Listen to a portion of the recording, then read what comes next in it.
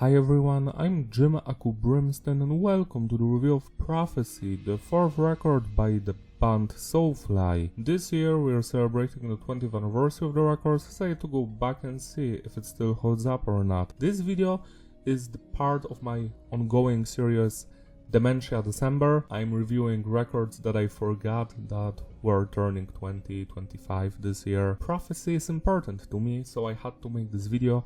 Also sorry for my voice, but I've been a little bit sick these past few days. Now let's focus on Prophecy and Soulfly. So my story with this band is quite simple. I started listening to them when I was like 3-4 years old, maybe even earlier, but I don't remember those times. Back then, Primitive was the newest record. Primitive to this day is my favorite Soulfly album. Next, the self-titled one. Because of my siblings, I was listening to those all the time. I had a cassette tape with the self-titled and a CD with Primitive. I think my sister got them for me. I might be wrong here. Then the third record was released and I've enjoyed it, but not as much as the first two. Then this one, and so on and so on. You know, I've been a fan of Soulfly for over 20 years. It's one of my all-time favorite bands, which you might probably know if you've watched my other Soulfly reviews on this channel. Back in September 2003, after they finished the world tour for the third record, Max and Marcelo, I think, I'm not sure if that's his name, the bassist who helped him co-wrote the first three records, got in a fight and Max basically fired him, and in protest the other band members, Roy the drummer and Mikey the guitarist, left, so Max was like alone. So it took him like a month to prepare a new lineup, which as you can see here is as usual Max on the lead vocals, 4-string guitar, star berimbau, Mark Rizzo, who back then just left Il Nino because of a fight with the vocalist, and he also had a band called Cortez, which you can actually find their music on my channel, and he was also starting his solo career at the time. Also joined here, he plays the lead guitar and flamenco guitar. If you listen to his solo work, you're going to find out that he wrote a lot of Soulfly music over the years because it sounds exactly like his solo stuff, just more streamlined and basic. Next we've got Bobby Burns on bass, not on all of the songs because we have a big guest star bassist on the record, David Ellefson, and John Nunes on the drums, the dude who played on the Primitive record as well. And while this lineup, Max, Mark, Bobby and Joe, well, they've stayed together I feel like till 2011. So yeah, that's Prophecy, Dark Ages, Conquer, Omen. It's sad that this lineup also, you know, vanished over time. I need to recommend you this page. It's called soulflyfandom.com. It has way more information about the band and their music than Wikipedia page. Not all of the information here is correct, some of it is not, but most of it is, especially the more fun stuff, like what are the tracks that didn't make the cut for the records, who played on what, like for example, Max played bass on the Palehead cover, stuff like that. And well, here's their Prophecy page. As you can already see, they are showcasing 2 cover arts. So this is the standard one, which I truly enjoy because it looks like a book, a very old, ancient book. And wow, just wow, here's the special limited edition digipack cover, which is also very nice. This one, I'm not sure, it has more of a Kingdom vibe to it. It's hard to choose. I guess I would choose the yellow one because it has more of an Egyptian feeling to it. And this one, it's still old school, but it has more of an European appeal, I would say. That's just what I feel. The entire record, Prophecy, was recorded at the end of 2003 in Arizona, and all of the world music elements were done in Serbia. Then the record got mixed in New York City, stuff like that. As you can see, it entered the Billboard charts. Oh, in my country. The production is tight. It was done by Max Cavalera himself. Terry Date is mixing. You might know him as the producer of almost all Deftones records. And Ted Jensen is doing the mastering. I must say that I really enjoy the production. Every instrument is crisp, it's clear, you can hear everything. The vocals, the bass, the guitars, the drums, all of the other instruments. It has punch. It's raw but also clean at the same time. I have nothing to complain about here. Message is diverse. The songs are mostly about faith, spirituality, but also some stuff about war, like execution style, defeat you, some struggling with personal issues as well. I feel like Porada is just about insulting people in general, so it's a fun record lyric-wise, but I'm sure you're not listening to Soulfly because of the lyrical prowess of Max Cavalera, because the lyrics are the least important thing here, at least to me. Structure of the songs is between basic and advanced. Usually a song, like for example Prophecy, starts with a long intro, which is actually the chorus, I would say, then the verse, then the pre-chorus, chorus, verse, pre-chorus, chorus. We get a small breakdown in the middle section, a bridge part, then again the verse, the pre-chorus or chorus, whatever, and then the big bridge happens. After that we get an outro, and that's it. Half of the songs on the record have that structure. The other songs, like for example Living Sacrifice and Mars, are more advanced in the way that while they still begin with an intro, verse, pre-chorus, chorus, verse, pre-chorus, chorus, then the bridge part has like very interesting segments, like at least 2 or 3. And in case of Living Sacrifice, the song never goes back to the chorus or a verse, it just changes all the time until the song is over. Same thing with Mars. Every song is slightly different from each other. Structurally, musically this record slightly breaks away from the more nu metal focused sound on the first 2 albums.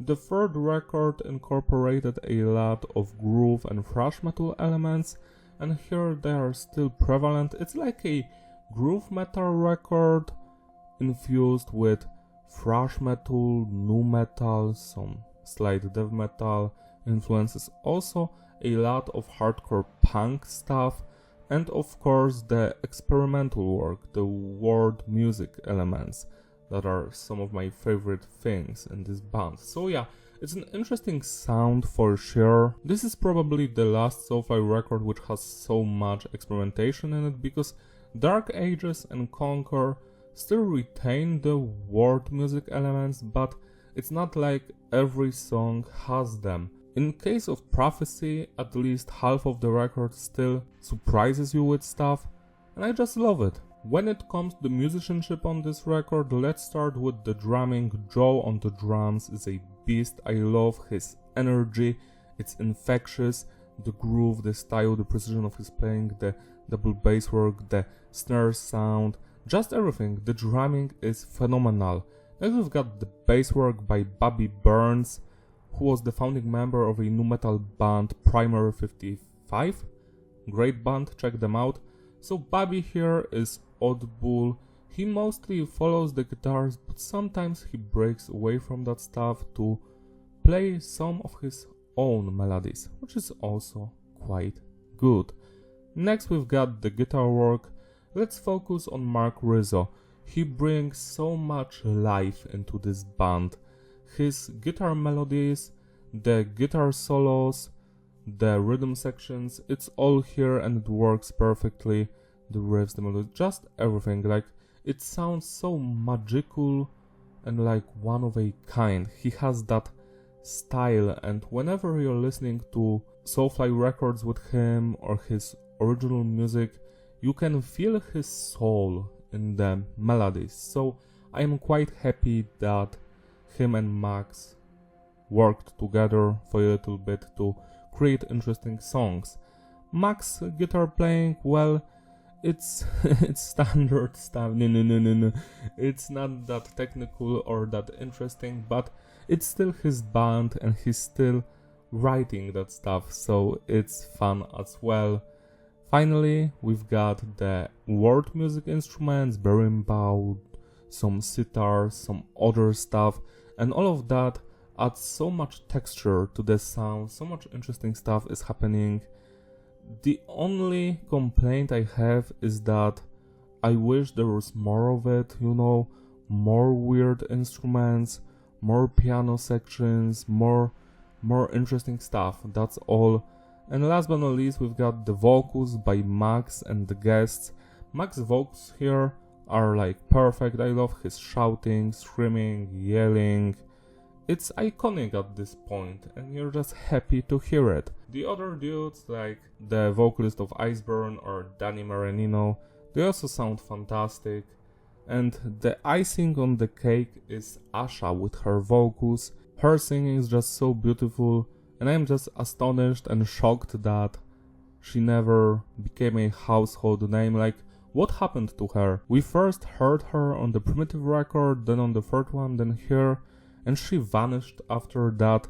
I wonder if she has any music online, because I was searching for it, but I couldn't find it. So if you know anything about that, share information in the comments. I would love to hear, because yeah, Asha has amazing voice.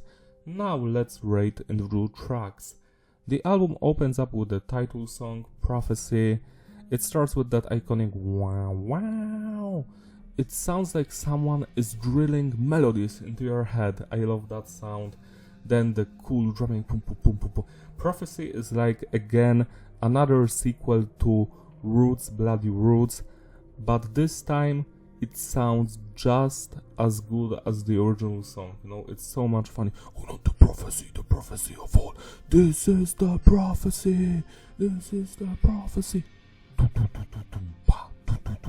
So, what me and my best friend always make fun of, not in an ill will way, but more, joke, funny, is that every time there's a chorus in a Soulfly song, Max is like shouting only the title of the song.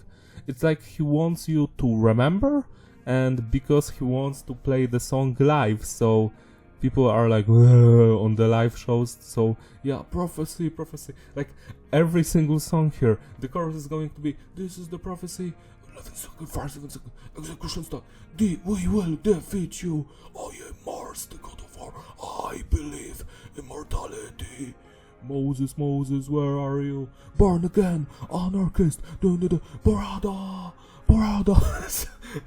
Wings are even the song where Max is not singing Wings. The chorus is like, wings are over. So yeah, the name of the song is almost always the chorus, and it's repeated so many times that you will never forget the title of the song. No matter which Soulfly album you're listening to, the name of the song will be the chorus, and it's going to be repeated to shit. You're not going to forget it. Now going to Prophecy, my favorite part of this song, besides the bridge part in the middle, is that very cool blast beat section, I would say, in the outro. New Millennium, Total War, New Millennium, Total War, and that growl at the end. Great stuff. I know that it's some kind of vocal effect, but it sounds majestic. So yeah, this is a legendary song, 11 out of 10. Living Sacrifice is one of my all-time favorite Soulfly songs because of how interesting the guitar riffs sound like. They're just so one of a kind. The chorus, it's the living sacrifice. It sounds great, but what makes this song stand out to me, and I always love coming back to it, is that cool section where the guitars just then the guitar solo happens, which is fantastic. After that we get that more laid back section, and the guitars are just rising, the melodies are becoming more and more louder, and it's just such a great build up. Like, I will never forget about it. Then the breakdown, and while that is happening, we've got like 2 or 3 guitars in the background, like playing other melodies, they're just building the tension up, and the drums become more stronger, more effects on the drums, and then the final breakdown, nothing else, just and then the cool melodies, and the outro, I just love that sound because it sounds one of a kind, and I cannot find a song that has those cool effects. Maybe Sepultura Look Away from Roots at the end, but yeah, Living Sacrifice, very underrated song. I have no clue why it's not played live, in 2024, 2025. Why isn't there a 20th anniversary live show of Soulfly playing all of these songs? They should play them. Living Sacrifice is a banger, 12 out of 10. Execution style, this song apparently has some lyrics from a discarded song called Ready Aim Fire, which I guess was removed from the tracklist. Execution style is very straight to the point. I love the intro, and those weird little nu metal guitarists in the background. Ready, aim, fire, the execution style. So yeah, the best part of the song is the middle part again, the bridge part with the guitar solo and the more crazy melodies that are slightly nu metal influenced. This song is a banger, 11 out of 10. Defeat You, that features Danny of Northside Kings. Again, fantastic song. This one starts with just the drumming and the bass lines. The verses go hard, the chorus is even better. We will defeat you. Love that stuff. The chorus has so much energy, and both of the vocals are just like infusing themselves with that. And then we get again the bridge with the interesting guitar solo and the outro. Wow. A lot of whack effects, so Kirk Hammett would be proud. Great stuff, 11 out of 10. Mars, this song is about the god of war, and I just love it. The guitar riffs, again we get some cool nu metal weird guitar melodies in the background. Wow. The chorus slaps. I am Mars, the god of war. You bow to me like you did before. There's a cool break around the second minute of the song, or before that, that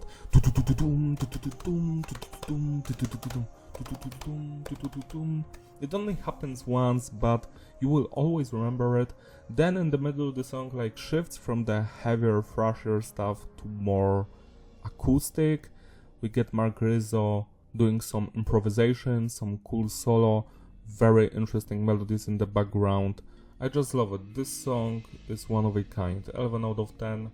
I Believe, which features Asha on the backing vocals. This is my favorite song on this album. This actually might be my top 5 songs of Soulfly period. The lyrics are about Max's faith, and actually that does not interest me at all because I have no faith. But what I do have is appreciation for this song, because every single section here, drum-wise, bass-wise, guitar-wise, this song has such a good vibe. The atmosphere is ethereal. Love the chorus, it's just so laid back. The beautiful Asha vocals there in the background, her screaming la la la, all of that shit. The guitar riff slap in the verses, wow, then happens the pre-chorus. What I love the most about this song is that after the guitar solo, which is very heavy, wow, with a lot of wah, we get that very cool break, wow,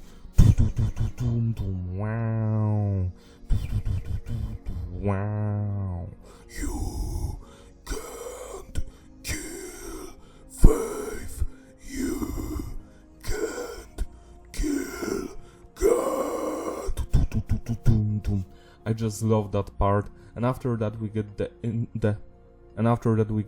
outro, which again is very emotional, very beautiful. This is one of the best songs that I've ever heard in my life, and you have to check it out if you appreciate music. 12 out of 10. Moses features the band Iceburn.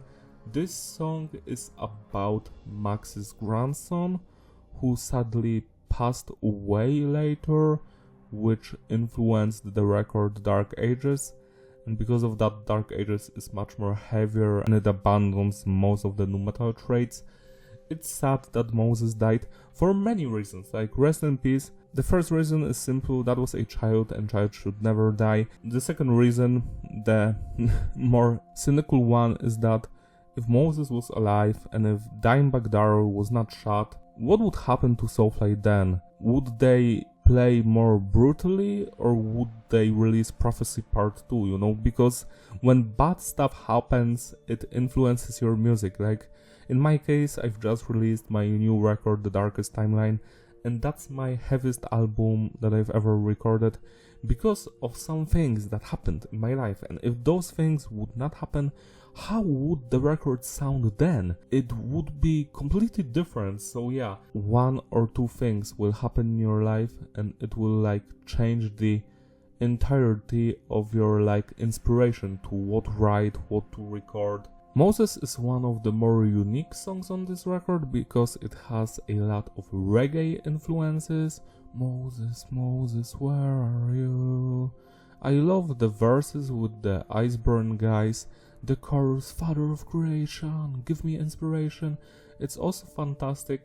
This is one of the longer songs here, but it doesn't feel like that because it's just so unique, so one of a kind that it's going to pass you by at how much fun you have.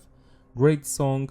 This one was my favorite back in 2004 when this record was released. As the years went by, it became my least favorite, but I still do love it a lot. Like, it's a banger, it's unique, it's straight to the point. 11 out of 10. Born Again, Anarchist, destroy the system within. This one is more straight to the point. I really enjoyed the main melody, doom doom doom doom doom doom, and the guitar in the background, wow wow wow wow wow wow wow wow wow, doom doom doom doom doom. You know, the precursor, chorus, whatever. We get some death metal stuff thrown in the middle. Born Again, Anarchist, Born Again, wow wow wow wow. That death metal stuff on the guitar.